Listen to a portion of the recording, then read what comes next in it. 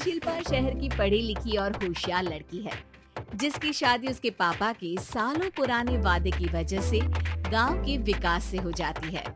शिल्पा की सास पुराने ख्यालों की होती है। अरे शहर की हो, इसका मतलब ये नहीं कि जो मन आए करोगी। घर के कुछ नियम है जो तुम्हें भी मानने पड़ेंगे। हाँ मम्मी, मुझे रीति रिवाज से कोई दिक्कत नहीं है, पर ऐसे नियम जिनका कोई मतलब ना बने वो तो गलत है। हाय देखो तो, अरे घर आए एक दिन पूरा नहीं हुआ और सास से जुबान लड़ाना भी शुरू।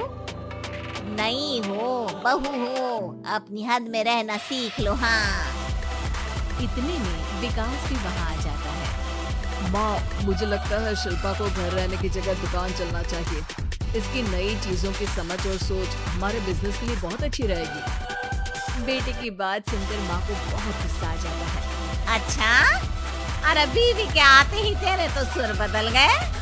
अगर ये दुकान जाने लगी तो गांव में क्या इज्जत रह जाएगी हमारी। है लोग क्या कहेंगे, ये कहीं नहीं जाएंगी बस। हाँ माँ के आगे और कुछ बोले बिना विकास वहाँ से चला जाता है और सास शिल्पा को घर के कामों में लगा देती है।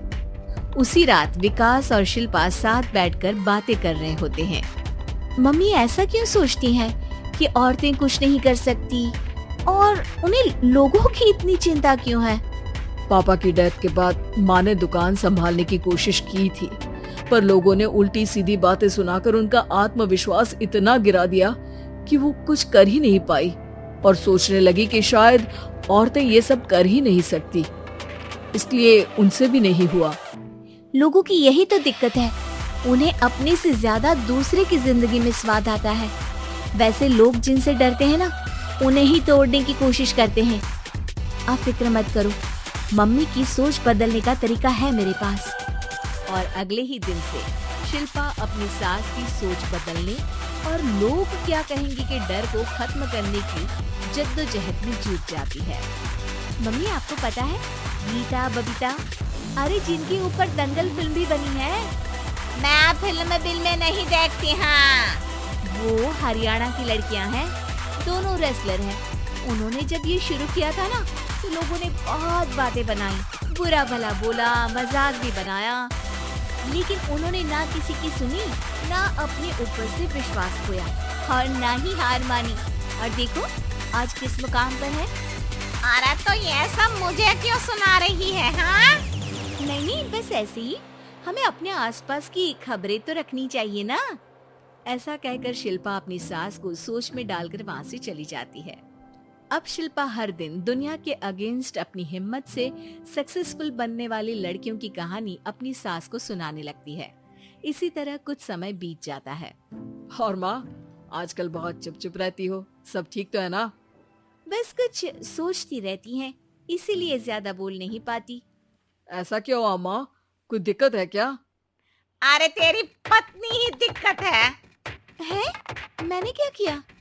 अरे रोज मुझे कुछ समझाने के मकसद से एक नई कहानी सुनाती है, पर खुद नहीं जानती कि मुझे सब पहले से पता है। हाँ तो फिर दिक्कत क्या है माँ? लोग क्या कहेंगे? अरे उनका तो काम ही है कुछ न कुछ कहना।